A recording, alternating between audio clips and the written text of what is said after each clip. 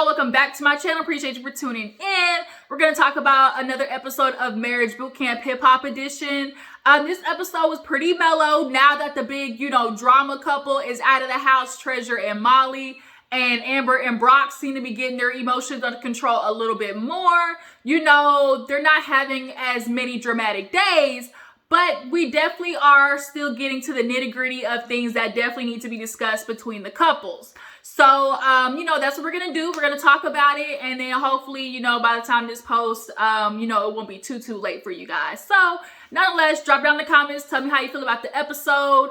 What do you think about Molly and that Treasure situation? What do you guys think about him getting locked up for 3 years? And what do you feel about everybody's, experience, or, their point of view in the exercise that they did? But let's go ahead and get into everything. Let's see. I'm trying to think. Where did they start? What did we start with on this episode? I think we start with Dr. Ish in the room with Molly. Yeah. So basically, he is telling Molly, look, bro, we know you and Treasure weren't together. She said 4.5 years. You said 1. The first time that y'all had sex was during in the hotel room. And bro, we know y'all not together. He, of course, is just, trying to work his way around it. He wanted to stay. But basically, Dr. Ish broke down. You don't qualify. It's not happening. So they start talking about the sex though, because of course Dr. Ish, has Treasure's side, but he's gonna basically ask Molly the question without giving the details of what Treasure said. So that doesn't lead him to try and lie against what she said or try to follow what she said. He's gonna go, see what Molly says first. So, Molly said that they did have sex and it was consensual and that they didn't take any drugs. Molly, we know that's a lie. First of all, Treasure, she wasn't lying about that. And 2, you already said in the last episode, hypothetical, well, if we were to take drugs, you said that. So nobody says that unless they took them. So we already know that that's BS. But did he try to flip the switch and be real manipulative? Molly does this thing where he always turns everybody around him into a questionnaire about himself. And even the other, housemates were talking about it. So he asked Dr. Ish, Dr. Ish, tell me, what's wrong with me? What's the pros and cons? And Dr. Ish was like, bro, if you really knew what I was thinking right now, you wouldn't like it. That's all I got to say. But he told him, look, you definitely have some things to work on. Go home, make sure there's no interaction with Treasure, and, continue to work on yourself. But, you ain't got to go home, but you got to get the hell up out of here, basically.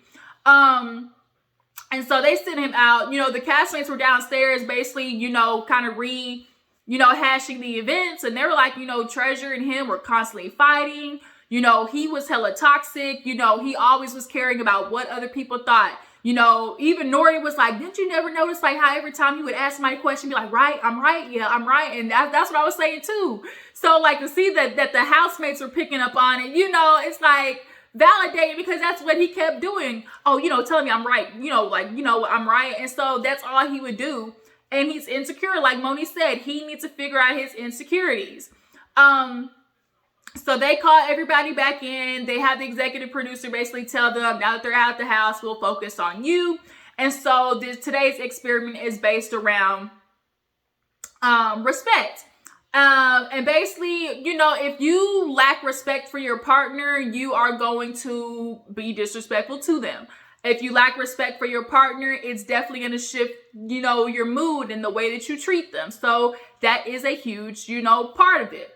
So they go outside and the task is for them to reenact the arguments, but as each other. And, in the argument, they're going to reenact each other in the argument, right? So, of course, everybody's waiting for the Amber and Brock one, because we know that these two go at it like Tom and Jerry, cats and dogs. So first we have Monie and Tuff go. So Monie plays tough with the what did she say? Hold on, let me see. Let's say I think she went well, I mean, I don't even know what you're talking about. Real rap. I mean, you really just gonna let these bitches, tear down the empire. You need to think about me. How dare you stop doing that? Because you're not thinking about, the end game. Don't let these girls tear down what we trying to build. Had I made it by now, that's the family. I would have been able to take care of the family. Oh, that's what we doing. Word, you're not gonna support me because I could have been rich right now and been able to take care of y'all. You really gonna stay behind that real rap. And so Monie was in it because she was like, I can, when she was going off, I literally could hear Tuff in the back of my head. I'm like, oh yeah, like I could hear him as she was saying it. So then Tuff is kind of like, well, like he's talking, but not really making any sentences. So then he basically was like I can hear her, but I can't, hear the words, and he's like, I think maybe I'll be blacking out. Like he admits like he blacks out in anger. Also, it ain't you blacking out in anger. It's also you just tuning out your woman because you've heard all this shit before. You tune her out because once again, she's yelling at you. So all you do, you just go over there and you just turn that dial down, because once again, you cheated again. This argument. So, go ahead, yada, yada, yada, bitch. Okay, yeah, okay. We're going to get right back to me being with you again. That's what that is half the time, too. So Monie's kind of feeling like, well, damn, like, that's like, how am I supposed to feel that you're not even, like, hearing what I'm saying? Because, like, how can you not hear the pain? She low-key kind of gave him an out because she's like, oh, for him to black out, it makes sense, because there ain't no way that you can ignore, the pain in somebody's voice. Yeah. A lot of these niggas will hear a woman describe her pain and go and do the same exact shit. So, yeah. Then we have Nori and Neri.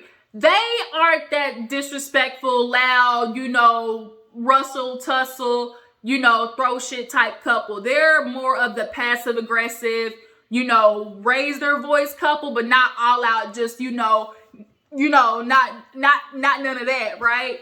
So basically, Neri hits him with the, oh, you gonna go out to the club? Really, that's what you gonna do? You gonna go with your friends? So you must not care about me. Your friends must be more important than me. Huh? Oh, so you gonna go to the club? What am I gonna eat? What is the kids gonna eat? When she said that shit, that's what really be pissing me off. Because men, you act like y'all can't go in the kitchen and make you a ham and cheese sandwich. You act like y'all can't go and order food. Like, if a woman doesn't cook, y'all literally act like you can't survive. I know, my friend, her husband would literally wait till she came home and it'd be like, what you cooking? He'd be like, I'm starving. Nigga, you were at home 3 hours before me. So you just telling me you just starved that whole time to wait for me to come home and cook? The fuck? So yeah, men really do that. But nonetheless, he always hits her with the, oh, they must be important. You gonna go out there with your hoe ass friends. So then Nori is being Neri, Nori is being Neri, and Neri is being him. And Neri's like, oh, you're just spoiled. You only think about yourself. You must be the breadwinner, so that's what it is. Or like, they didn't really have like a huge falling out. Every time they panned out, I just look and see how bad Nori is built. That nigga looked like a whole marshmallow on a stick. Like, I don't know how to explain it. Like, he just looks like a chicken lollipop. Like, I don't know how to explain it. You can tell Nori's insecure. He's insecure, which is why he does the shit that he does to Neri. So then, whose turn? Whose turn is it now? Whose turn? Who went after that? Nori, Monie. Damn, what's the other couple? Nori, Monie, and Amber and Brock. I'm like, I know it's the goddamn couple. Amber and Brock. So Amber and Brock go. Of course, we know how this goes. So they start acting like each other. Oh, that's really what you gonna do with your with the F word. You ain't nothing but a bitch. All you gonna do is go out there. Oh, and then here go Amber pretending to be Brock. But that ain't my kids though. That ain't even my kids. So I ain't even gotta take it about it. Oh, you gonna go out there and go out and hold the streets again. Oh, you ain't nothing but I hope you die. I hope you die. They throwing I hope you dies at each other. You ain't nothing but a bitch. You gonna go back to a man. Go ahead and suck a dick. Like all that type of stuff. Like, And everybody's on the sideline like a tennis match, right? So when they stop and they realize like that's how bad it gets, like everybody's thinking in like, oh, like y'all be going for real, like at each other. So they get done and, you know, Dr. Ish explains like, hey, the way you talk to each other is not right. So we can only imagine how it affects every other aspect of your life, you know? So they take a break and, you know, they just end up talking.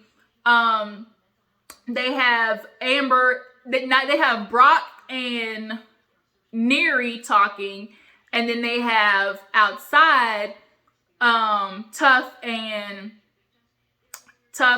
Nore talking, right? So Brock is kind of explaining to Neri, like, you know, I just say those things because it all just seems like she's, you know, getting pregnant by another nigga to retaliate me. Like, if we break up, she goes and has a baby. And it's like, that's, you know, what really hurts me. Especially when she knows, like, you know, I want a kid. You know, I want us to have a kid together. And he explains that she got pregnant after he came out. Like, she went and got with another dude. So then he's like, you know, that's the only thing I can throw at her is like, you know, they made my kids because it's not, you know. So then Neri, she's explaining, you know, for her and Nori's arguments really are most typical, you know, like housewife arguments, which is, bruh, pick up behind yourself. Bruh, help me with the kids. Bruh, you can cook every once in a while. You want me to throw this cat at you, but you don't want to help me around the house. Nigga, I'm tired. I can't suck dick today. Like those things, you know, typical married problems. And so now Nori, he's over there talking with Tuff, and Tuff is like, man, you know, she could have went harder, you know, because I be seeing red, you know, she could be saying a lot of stuff. And Nori's talking to him and venting and confiding in him about how he want another baby. And, you know, Neri, she got a dog because, you know, that's basically, you know, filling up a baby, you know, for her. But Nori wants like a baby. And if you watch Love and Hip Hop Miami, you would know that he wants a baby because he basically wants a redo in the fact that, you know, when all his other kids were growing up, he was always on tour. He was always out. So he ain't really get to be there, you know, hands-on in the battlefield with the kids.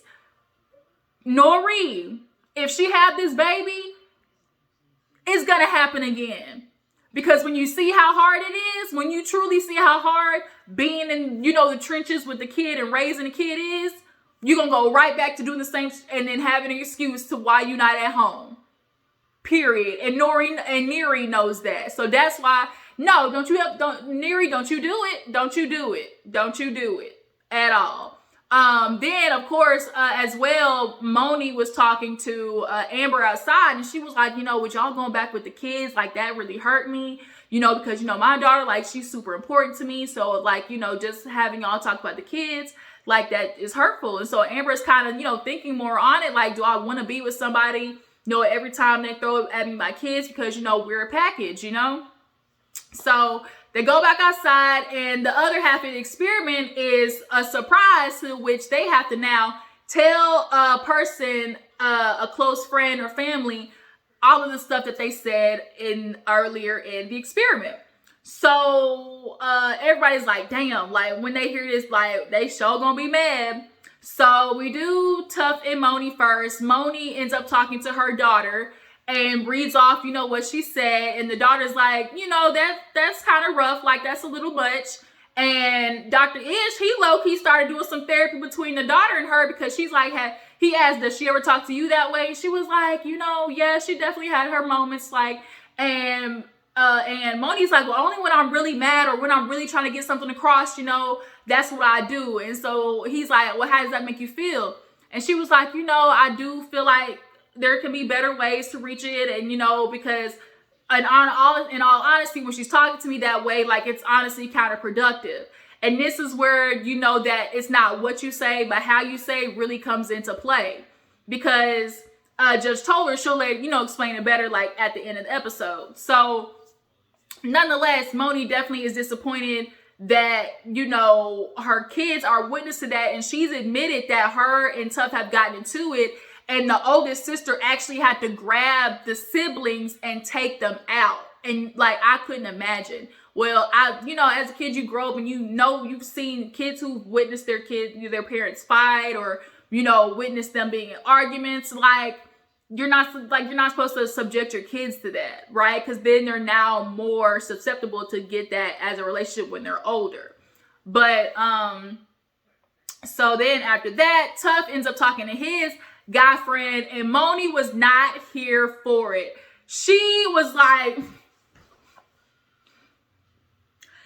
as soon as that dude popped up, she was like, man, he was the one that was, co-signing the BS. So she actually got up to go get some popcorn in the midst of, after, Tuff read, the paper out to a homie. He was like, the homie was like, yeah, definitely don't say that. I would say, take time, go back to the room and talk, after cooler heads prevail,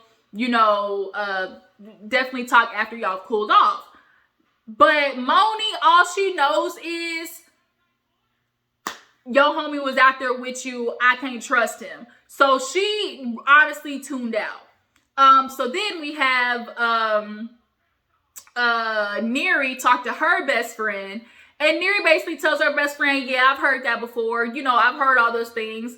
And it's basically Neri gets to that point after Nori has poked at her or has definitely just done some extra stuff, because if Nori doesn't get his way, then he starts throwing the, yo, friends ain't nothing but hoes. That's why, they got kids on the gram twerking. That's why they ain't got no man. And you sitting there looking for her to not be out there, in the streets. And she's not, but you got friends that's hoes too, like you admitted. Like, if you got hoe friends and you not out there in the street, why she can't do the same thing? Right? Because out of the two of y'all who's less likely to cheat, it's gonna be Neri, right? Because your homies for sure ain't the way Monie said it, she's like, bro, I know the man that you hang out with is nothing but hoes. So Neri ain't the one you be worried about. So then Nori, he ends up talking to his guy friend, who actually has been, in the room when they've been upset with each other. And then we finally get to Amber and Brock. Brock actually ends up talking to his oldest sister, and she's disappointed in him for the fact that she's like, my mother would not be happy with this. His mother ended up passing away. So, he's very sensitive about that fact, because he's like, I know my mom, would not want to know that this is how I've been acting as a man out here in these streets, telling Amber to die and stuff like that. Like, that's not good. And then so Amber ends up talking to her sister, who actually currently has cancer. So she ends up reading off the list, and the sister's like, damn, like, really? Like, it's that bad? And, she gets asked about Brock, because the whole die thing. She was like, Dr. Ish was like, do you want, Brock to die? And she was like, no, like, I love Brock. Like, and she called him Miles, not even Brock. She called him Miles. She's like, he's been there for me with my cancer, appointments, things like that. Amber and Miles do not need to be together, period, at all. They bring out more of the worst than the good in each other, but the unfortunate part is Miles leans on to her. They are they're codependent with each other because they've been together since high school. They've trauma bonded and now don't know how to heal themselves. So they need to get that fixed.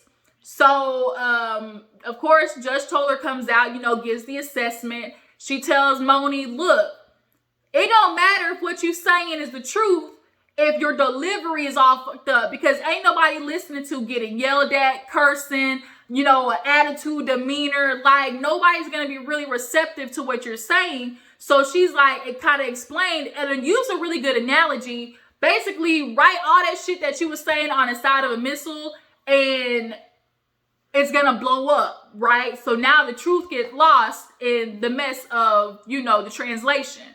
For Tuff, he don't really say I love you to Monie. Dr. Ish, called that out. He doesn't freely just say I love you. I think he's not in love with Monie. I don't think she's in love with him either. I think they love each other, especially as, being with each other and just, parents to each other's children. But they are in that love space, but not in love, which is why he can't really express it. And more importantly is why Monie can't really accept it, because she's always waiting for the other shoe to drop. So then we move on to Neri and Nori, and she Judge Toller got down in there, which explained it perfectly, which is, Nore, every time you telling her you can't go out, you try to make your friends more important, you got to do this for me. What you're telling her is basically, you're not a priority. I'm always going to be at the top. I'm the leader. Don't you forget, bitch, that I'm up here and you down here. Right? And a lot of men do that. I know one in particular who, like, he's horrible. Y'all don't want to do right by your wife, which is why when she goes out and has fun, as Dr. Ish said it, like, sometimes partners don't want to see they, person go out and have fun because it's like, what do I need you for? Right? And that can be true. If a person realizes, like, damn, I can do this without you, that's a problem, especially for women. And that's why men don't like their women to be independent, because once they figure out, nigga, what I need you here for, then that's, why men be keeping a leash on they women, because they know that that's a possibility of something to happen. Right. So then last but not least, Amber and Brock, they got to get their shit together. They can't be slinging insults back at each other like you're only doing harm, especially with the wishing death upon each other. And they got to be better as humans in general. So after that, they end up, retiring to the kitchen as usual. And Monie and Neri, I think, were at the table, and Monie was basically like, your homeboy didn't help your cause. And he was like, what? She was like, he ain't helping to me. She was like, the point of it was for him to say, not to say those things at all, not to go say it in private. And Neri was like, no, like he said, like, to say after, you calm down, to talk like that. And Tuff was like, yeah, if you heard it, that's what he said. And so he's like, you didn't hear that? And she was like, no. And so at that moment, we could admit that Monie definitely was she didn't really hear what homie was saying, because all she knows is you were there when he was doing the dirt and he was fucking other bitches. And now you want me to trust that now all of a sudden you can hold him accountable when we're in arguments. I don't think so. So Tuff, he kind of gets an attitude and, walks upstairs, and he's like, here we go again, like, from long ago, she don't trust me. He's talking to Brock. And, he's like, she just completely is checked out because, it's my homie from back in the day, back in the slime days. But, he different now, he married. I'm like, what being married got to do with anything? Because, bruh, homie, weren't you married? Weren't you married and out there doing dirt? So what him being married got to do with him being a changed person? Like, I don't now one bit believe that dude who was on that screen ain't cheating on his wife too. Period. Drop down in the comments. Y'all believe homie was very well of what Tuff was doing and ain't tell him to take his ass home? Do you think he currently cheating on his wife? Probably so. And he is. So Amber happens to be walking by, and Brock, is like, where you going? And Tuff tried to correct him and was like, that's not how you say it. He was like, oh, where you going, sweetheart? And she's just walking downstairs. Amber definitely is in an internalizing moment, and she's downstairs in the hot tub talking to Monie, I think it was. And she basically expresses like, I don't want to have a baby with him because her biggest fear is looking like the dumb bitch. She keeps saying that, like, I don't want to look dumb. I don't want to look dumb. Like, she fears, okay, he's going to be with me now, but, as other people say, the nigga gay, like, he want men, like, because a lot of people can't fathom, a man being bisexual. So he might as well be gay, right? So she fears, like, if I have a baby with this man 2 years later, like, he going to go off and be with a man. Like, I can't do that. I can't do that. Amber, if your fear is looking stupid, then let him go. So you don't have to worry about looking stupid. If you don't want to look stupid, be out of a situation that could potentially make you look stupid. Like, Amber and Brock are addicted to each other. They're addicted to the fighting, and they're comfortable with that. And that's sad. When you become comfortable, there's this thing I like to call functional dysfunction, where the shit is messed up, but you've been in it so long that you know how to function within the tornado of it all. And that's kind of where the episode ends. Next week, I can tell from the preview that's definitely going to be the experiment the exercise with the kids. You know, they always have the, you know, the kids that are, you know, their younger selves. I can definitely tell it's going to be that. But what do you guys think of this episode? What do you guys think about, you know, the experiment that they did? How do you guys feel about, you know, Tuff and his homie on the screen? Do y'all feel like that's actually a friend that can hold them accountable? As far as Amber and Brock go, you know, do you think that they'll ever be able to leave each other? And I think that's really all I got. You know, that's it for you guys. I'm gonna be late with the reviews this weekend. I'm going to Dallas, so a heads up. You know, the review is gonna come a little bit late, but definitely when I get back, I'm gonna be back on them, okay? So I appreciate y'all for tuning in. Make sure to follow my Instagram, Twitter, and TikTok, and I will catch you guys later. Love you. Bye.